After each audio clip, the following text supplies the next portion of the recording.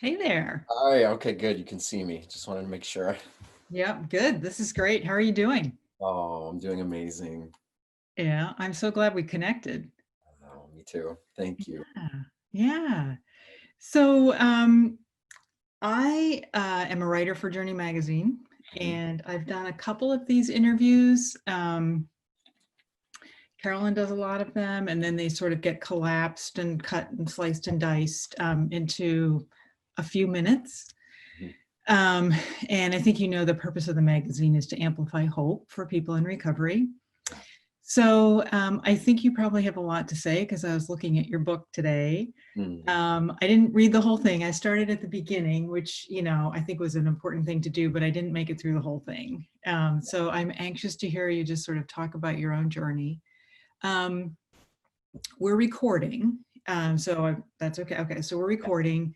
I'm really just going to kind of sit back and listen and just ask you to talk about whatever it is you'd like to talk about and what you want people to hear about your own experience and what's helped you a lot and just sort of talk. Okay. All right. So the floor is yours. Thank you for having me on. I appreciate that so much. And, for me, just a little bit of my background, I was bullied really severely as a child. And that kind of set me off into a downward spiral where I wasn't able to handle or process my emotions in a healthy way. And I was living in a constant state of fear. I was always waiting for the next bullying incident to happen. And living in that consistent state of fight or flight was not helping my cause any. I was just feeling really tense, really stressed out.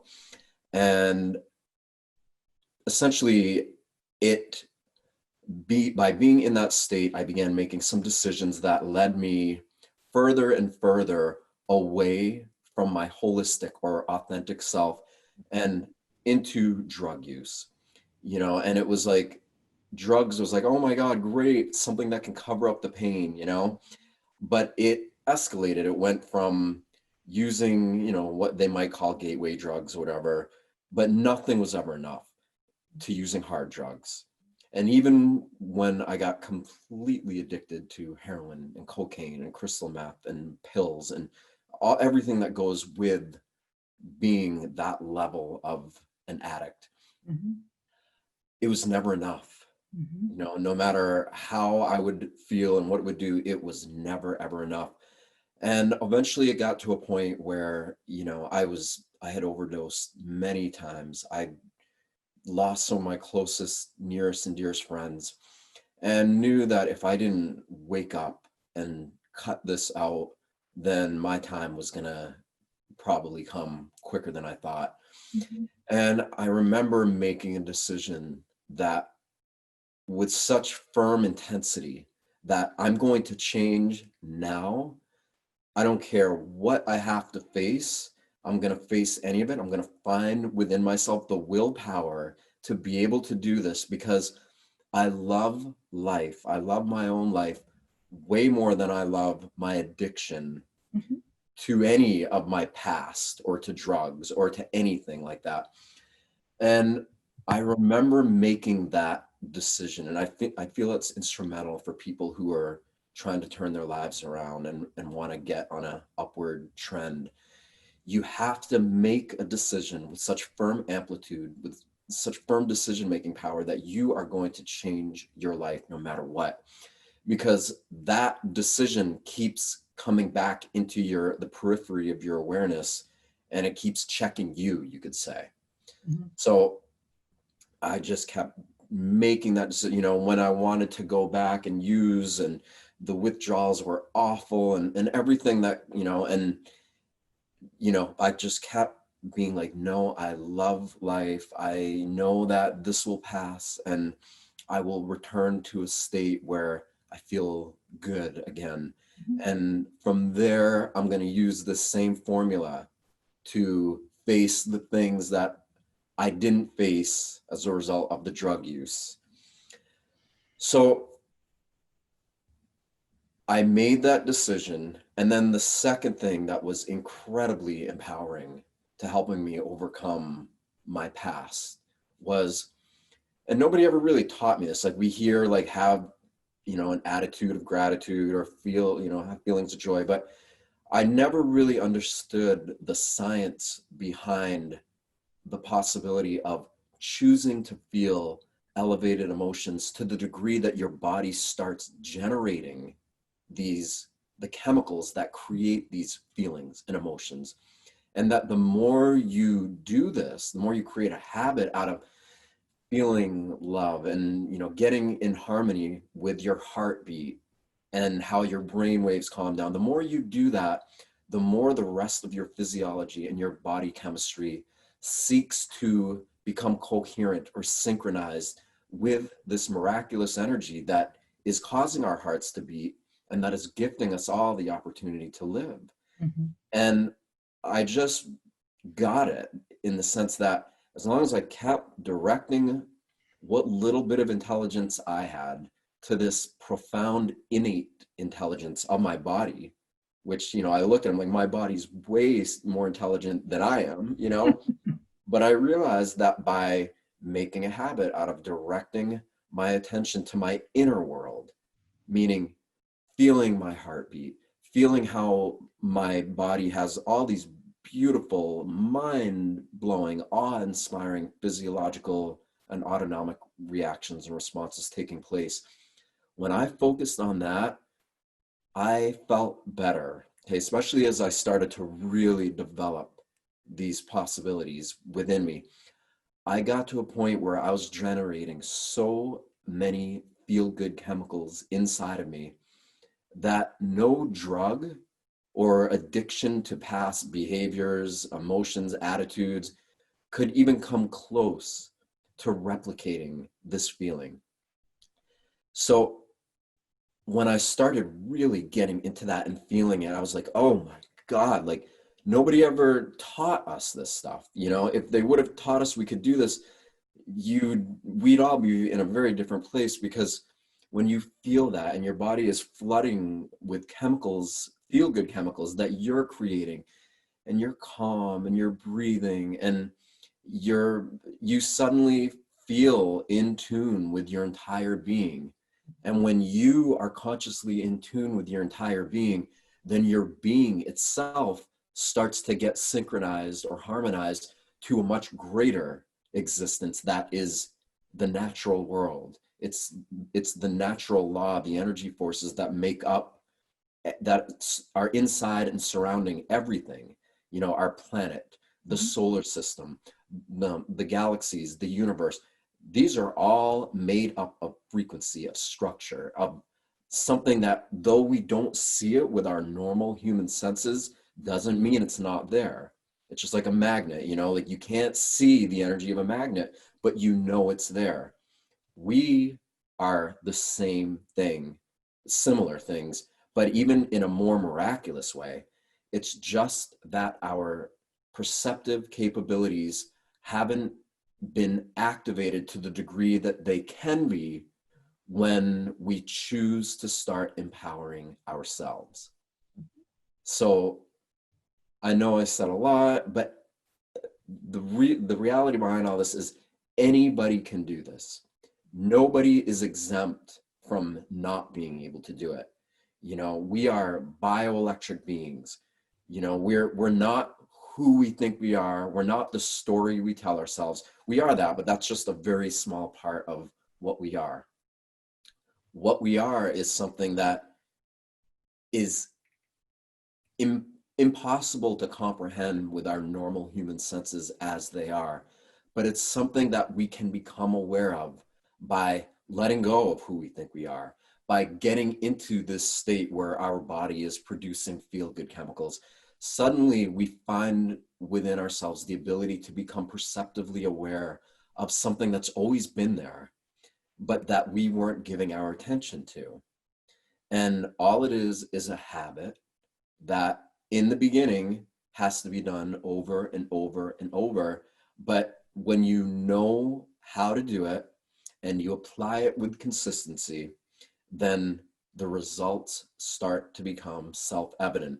And when the results come and you start to feel better than you ever have, and you start seeing the circumstances of your life reflect this internal state, then you are inspired to keep going and to keep cultivating and keep developing the possibilities that being in this state represent to you.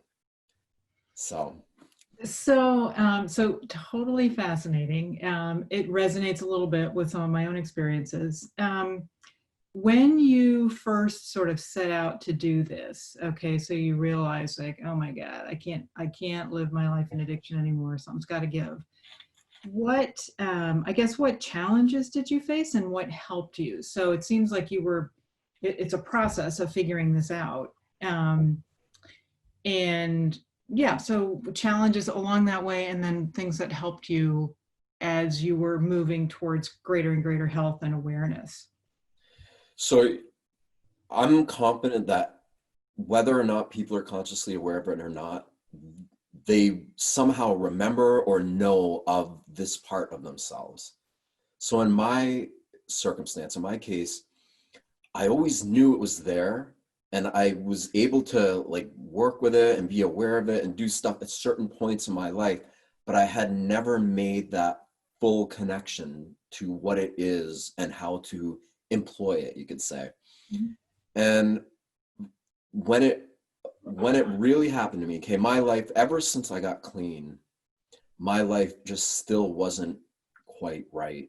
I was making I never healed the root cause of my addiction. It's like I used all that energy to get out of the addiction. But then when I was like, okay, I made it, I survived, I never addressed the root cause of it. And so I was never able to fully heal the reasons why it all happened in the first place. And I didn't understand what those root causes were. You know, I just knew that I conjured up incredible willpower and that I stuck with it and that I was able to get through something that was really, really difficult at the time. But the reasons why I did it were still there. The emotions, this like kind of addiction to past beliefs and past emotional baggage that had really deeply imprinted me. And it wasn't actually until I got arrested and went to prison for selling marijuana. Mm-hmm. And I spent 3 years in there. And it wasn't until I was in there that I truly hit my rock bottom, you could say. Mm-hmm. So you hadn't been using for a while, but then lo and behold, you get arrested. I hadn't been using, but I was still addicted, you could say, to the underlying emotions, the underlying trauma that caused me to make the decisions to become addicted in the first place. Mm. I was still literally, and this is what led me to really research this and understand it at the deepest level possible, because I knew something was happening, but I also knew that I was changing it. And so I wanted to really understand how that was happening and how I could increase this change and really be empowered by it and sustain it, But when I was in there, it was like my rock bottom. I couldn't believe that I was in there. It was like just such a sobering wake up call, like to, everything you think you know about yourself and the world and everything gets brought out to the utmost extreme degree when you're in a place like that. Mm. And I had no choice, essentially, but to live as a victim or to find a way out of it. Mm-hmm. And I remember the same decision-making power that I used when I got clean. It was like I made that decision that I was going to love life and love my existence way more than I was my addiction.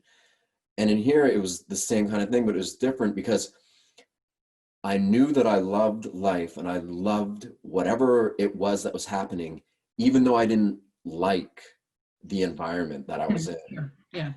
And so I employed the same kind of mechanism in that I was like, well, I'm going to love and embrace this place, this experience that I'm having, even though I don't like it. And before I was actually able to do that, I began considering like, well, what would I have to change about myself to be able to do that? Because from all outward appearances, there's every reason to feel like a victim here. My friend of 15 years set me up, the government enacting war on its own citizens. I mean, you can find a million reasons to be a victim, you know, and you do. In the beginning, you're going through everything and you're finding every reason to be a victim.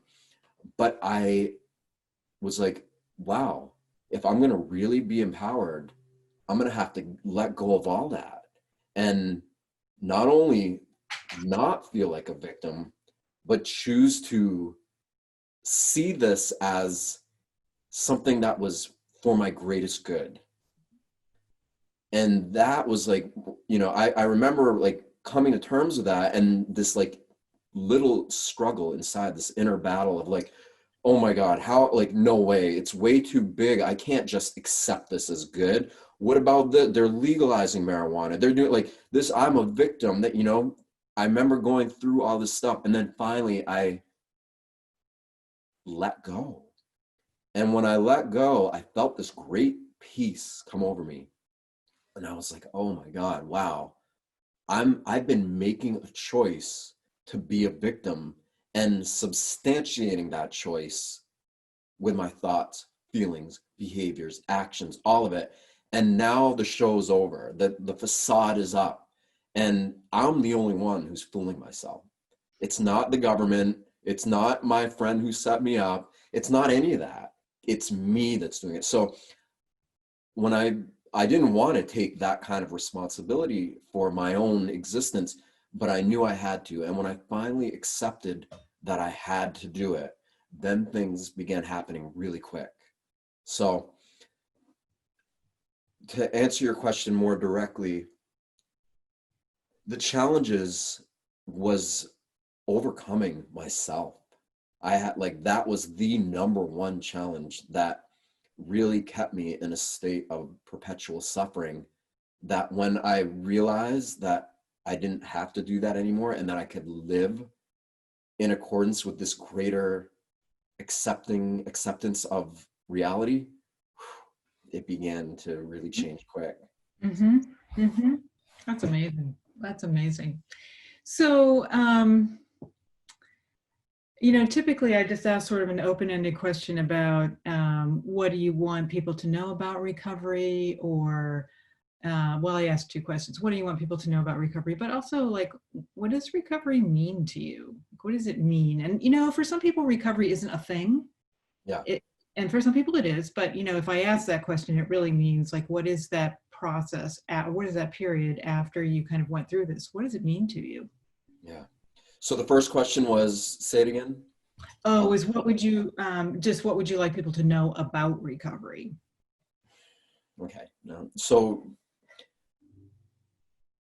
I don't look at recovery as an isolated event. I look at it as one thing amongst many things that are always happening, that if we create a barrier of resistance to it, then it just gets worse.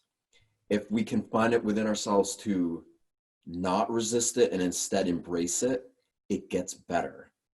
And I know that through my own journey, whether it's recovery, whether it's relationships, whether it's anything, these same polarities or dynamics of energy, you could say, of consciousness, of life events appearing to be a certain way, all have this underlying kind of theme to them that really is something that is part of a much greater system that we aren't able to comprehend with our normal senses.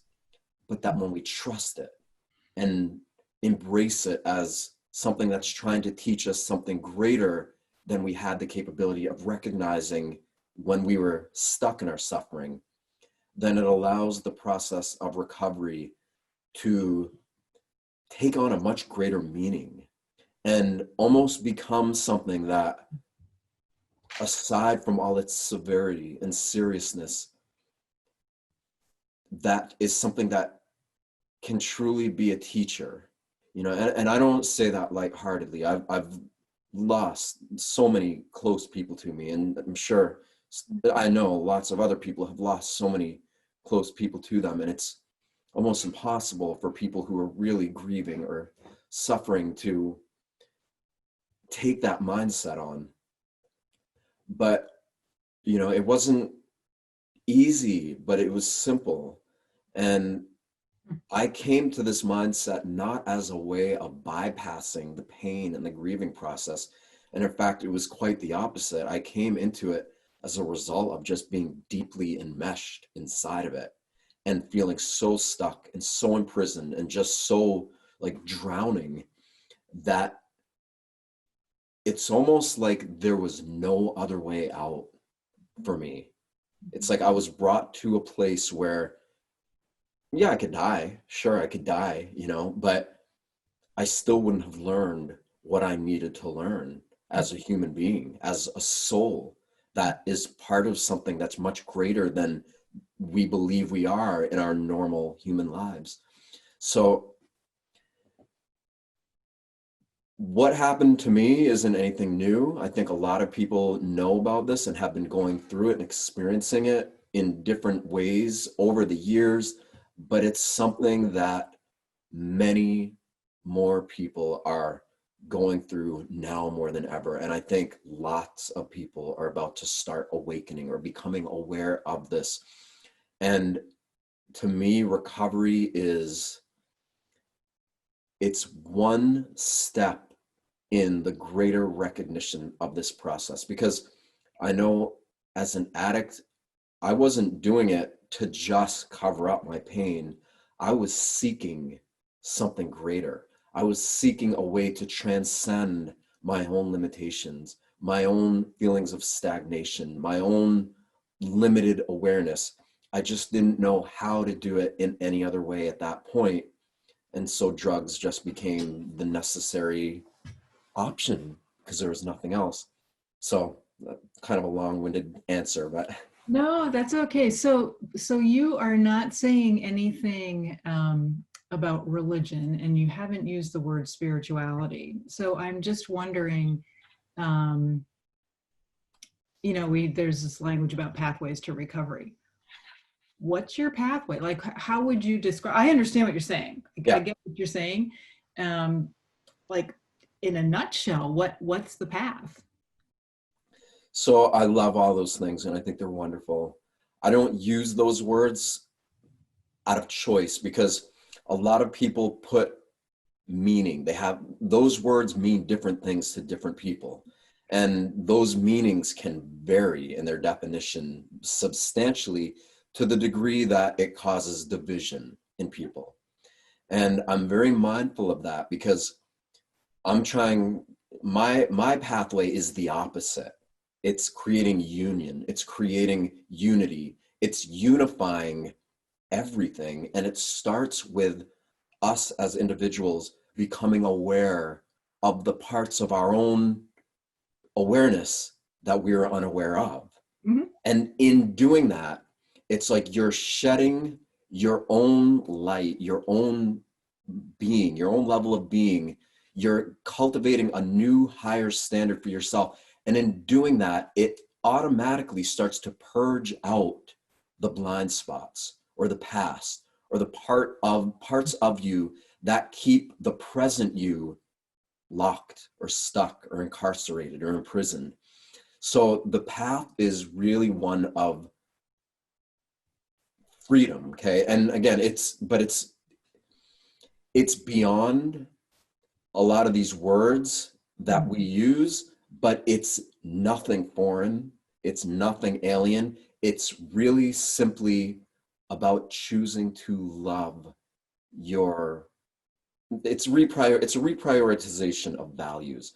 It's one, you have to be honest with yourself. And it's like I said, number one is making that decision that you're going to change no matter what. That's the first thing, because it keeps coming back to that. Like when you're in the midst of trying to change yourself, you want to turn around and be like, no, I don't want to do this anymore. But then you keep coming back to, oh, I made a decision to do this. And so it's almost like a standard that you set for yourself.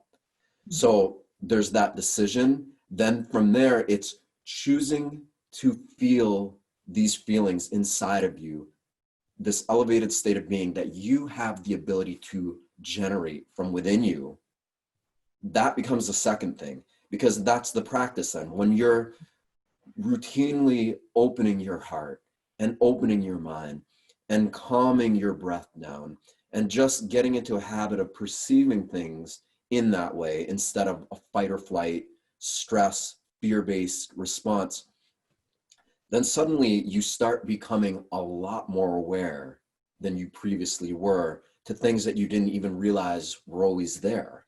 Mhm. And the mind loves that stuff because it's validation. It's like, wow, this is working, you know? So essentially, it is just a path of unification. It's a path of becoming whole within oneself. It's choosing to make the inner world of perception of self where the emphasis of value is placed, and then committing to that. You know, yes, I could say it's a higher spiritual power and it's God or it's Jesus or it's Buddha. Like, I could say all those things and it's going to mean different things to different people. But the reality is, it is all those things and it's none of those things according to how most people perceive it. But what it is the individual choosing to redirect their attention away from the world, even if it's just for a limited time, away from their own problems, and choosing to unconditionally feel reverence and joy and a whole different scope of heart-based emotions for their own life existence. And when they do that over and over and over, just like an addict does drugs over and over and over, you start creating a new state of being. You start creating feelings that unify your awareness with its source, you could say. You start, and in the process of that happening, you start to activate dormant gifts, dormant aspects of your own perceptive awareness that just become ignited. They become lit up, and you then see that in everybody. When you feel that for yourself and you feel the potential in it, the last thing you want to do is cause more division in the world or do anything that's going to encourage anything other than that. And quite the opposite. You want to be like, you just want to go up to everybody and be like, look, I know you were probably abused and told you weren't good or all this stuff that happened to all of us when we were at some point in our life, but you are so beautiful. The energy that is in you is the same thing that is in me. What is causing your heart to beat is the same thing that's causing my heart to beat. And if you love that more than the circumstances of the life you think you're living, then that energy will in turn love you. But that's the trick or the caveat or the key is this energy has already given us everything. And it's so funny how we don't really give any attention to it. So it's like, okay, I guess you're happy with what you've got. And so it's almost like it just lets us do what we're doing, you know, almost watching, kind of like with that look on your face, like it's just sitting there. That's what it feels like to me. Like it's just sitting there, just going like, wow, okay, well, there, he just did that, or she did that, or yeah, watching the whole time, not realizing that we have the potential to actually have a relationship with it. And all we have to do is start redirecting our focus that we usually give to focusing on our problems or some external events or circumstances in our life. And when you do an honest rational self-inquiry, and you really sit and assess, how much of my attention am I giving to external things versus the amount of attention that I'm giving to internal things? And I know in my own life experience, it was so disproportionate that I was like, how did this happen? You know, it's like when we're little kids, if we haven't been abused or traumatized or anything like that, we see the world through eyes of wonder and joy and awe. And then trauma or something happens and we begin to start losing track of what it feels like to be in an elevated state. And then we start believing all the stories, and all the belief systems of the world start to become imprinted into us to the degree that we sacrifice our own empowerment, our own right to be whole, you could say. And we're coming to a point in time now when we're watching all these systems around us crumble. Almost every system that exists is crumbling, or in one or many different fashions. And something new, and the reason why that's happening is because something new is coming out to take the place, to reignite, to reconnect all of these things. But it's only going to happen if enough individuals realize this about themselves, because that's where the unification happens. We have to realize that it's coming from within us. And if enough of us can do that, and truly, and it's not anything that you can fake either. Like, you can't go out in the world and, like, when you feel like, I want to cry now, because when you feel it, it's so beyond you, but it is you. It's what you are, and you know it's what everybody is. And such great healing comes out of it, that even in the most brutal of circumstances, it comes through that, you know? So it's amazing. I know. Well, I'm amazed that you're able to put words to it, right? Because it's, yeah, it's experiential, and you're able to, like, I don't know, find the right words that make it comprehensible. Yeah, because, and a lot of that, the reason why, like, my part of my role in this world is I use the intellect to unlock the intellect. It's like I use the modalities of perception that most people are using because that's what they're used to, that's what they know. But it's like I use words, I use whatever it is, these modes of communication, and bit by bit, I notice people, they're like, oh yeah, I know what that means. And they get it. And then all of a sudden they start to be like, what's happening? And that's so beautiful, because then it's like, okay, that's what's happening. Like, you're starting to feel the part of you that hears what I'm saying and loves it is just the part of you that knows this is possible within yourself. And your own perception of self and reality loves it. Like, we don't know how much we actually love life. We just don't realize it, because the world teaches us so many other things that we accept as normal that we just don't even really consider it, you know? And that's why a lot of people have to be brought down to their knees before they change, you know? But it doesn't have to be that way. It truly, we can change in a state of being uplifted and encouraging each other to be uplifted. And honestly, I feel this is where the greatest capacity to change regarding the masses exists, is in enough of us doing this individually and coming together and creating safe space, you could say, for everybody else, and being like, no, like, I got you. I get it. Like, there's no hierarchy in this. There's no, oh, this person's more advanced and more aware than you. There's none of that.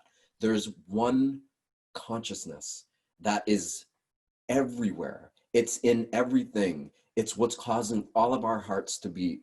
And we are each like a little microcosm of a much bigger macroscopic conscious perception.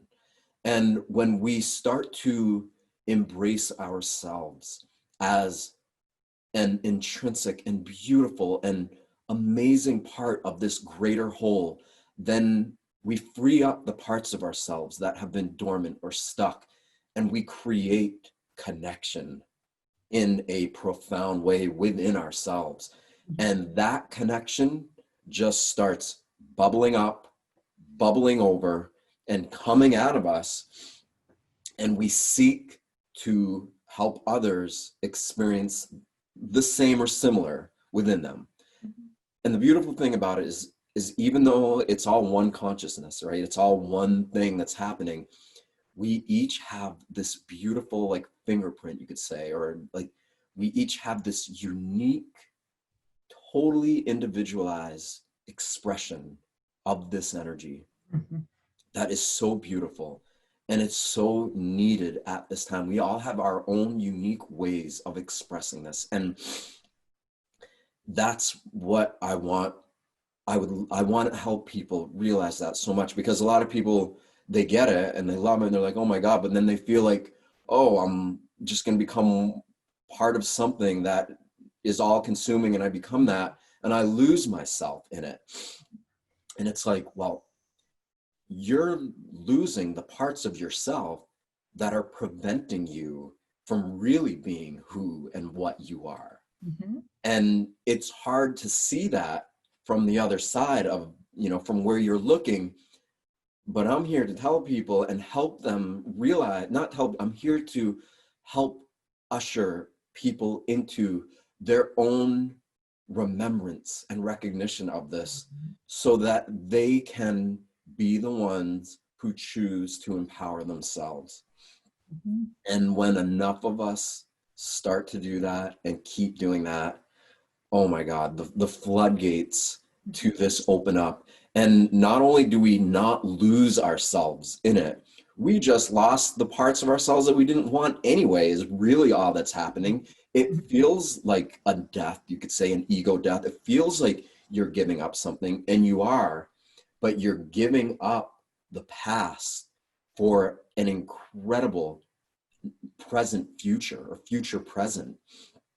And there is nothing more valuable than that. There's no amount of money, there's no amount of anything that has more value than that. And when we finally remember the part of us that already knows this, and then we start to incorporate it into our perception of self and reality, then that starts to, that feeling, that energy, that great starts to trickle down through all of our human faculties and modes of expression. And that's when change starts to get exciting. Mhm. Mhm. Um, I always say that to people, like, it's so about us in those nascent states of being, and it's not about like ignoring the external world. It's about creating a balance between the internal world and the external world, but because right now it's so disproportionately displaced. We give most of our attention to extraneous or outer circumstances, and we give so little attention to internal states of being. So when we reshift those scales and start placing a lot more emphasis and attention upon these internal states of being, then the outer world around us takes on a whole new dimension, and I'll tell people all the time, like, whether it's a baby or a pet or a flower or a tree or anything that still is pure or mhm. connected to a more natural state of being, if by being aware of that brings you present enough, puts you in a state of presence so that you can start feeling what it is that's actually witnessing and perceiving all this, my gosh, do it. Like, Mhm. connect with it, because it's in becoming present and bringing yourself into a habitual state of presence that we start to shed all of the past, all of the old beliefs, behaviors, actions that are hardwired into our perception of self and reality. But it's in becoming present that we shed all those things and let them go and liberate them, because they're just old energy. They're just old thought forms and neural networks and old ways of being that, if we don't see them for what they are, end up dominating our present and future lives. And we don't even realize it. Mhm. You're Mhm. choosing to override all of that old programming Mhm. and creating new programming that's bringing you into a state of super hyper aware presence. Mhm. And then when you're in that and you know it is and you feel like it, you keep creating intentionally, you keep creating circumstances and situations that further reinforce you being in that state of presence, and that you then learn how to sustain as a result of that. So, from a more practical point of view, so you're interested in, I don't know what to say, sort of conveying this and supporting this transformation in other people. How do you do that? Like, what do you do? You own a water company. I'm imagining it's not through the water company, but maybe it is. I don't know. So how do you support that in other people?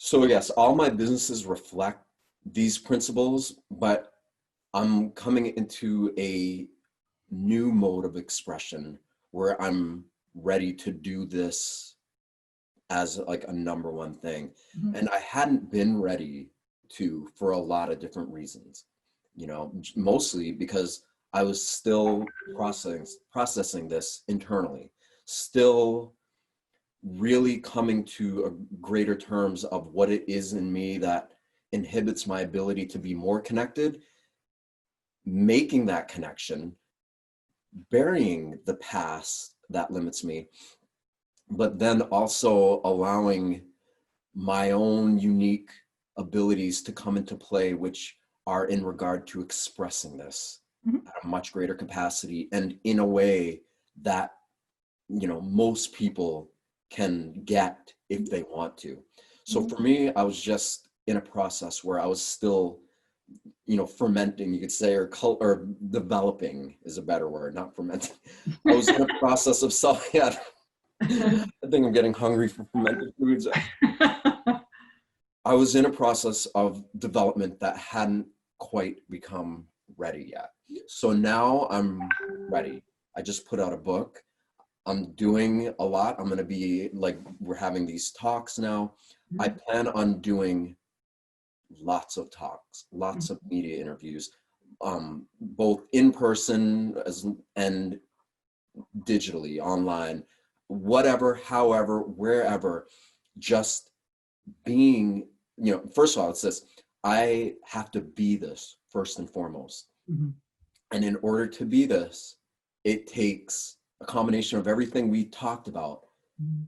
and having tremendous integrity, self-discipline, and a devotion, I'd say. Like, it's self-discipline sounds like a scary word to a lot of people, but it's just, I had to have my priorities lined up, like Mhm. right in place. And it took a while. It took a little bit because I knew that to do this and to come out in the world and help people to do this, I had to exemplify it. So I wanted to really make sure that I was in alignment with my own interpretation of this as thoroughly as humanly possible before I started trying to help others Mhm. recognize this part of themselves. So yes, my book, my businesses that I have reflect that, but now I'm going to go into a different mode of expression that includes communication about Mhm. all this stuff.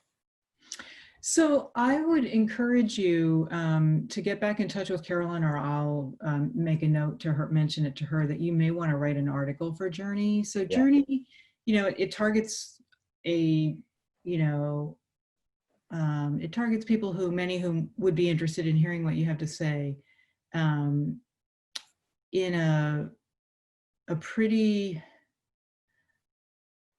I don't know exactly how to say this, uncomplicated way. Mm. So, leading by example, showing examples, telling your own story. Don't tell somebody else's, tell your own. Yeah. And that might be an avenue.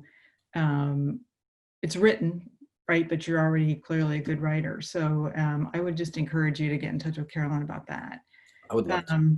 Yeah.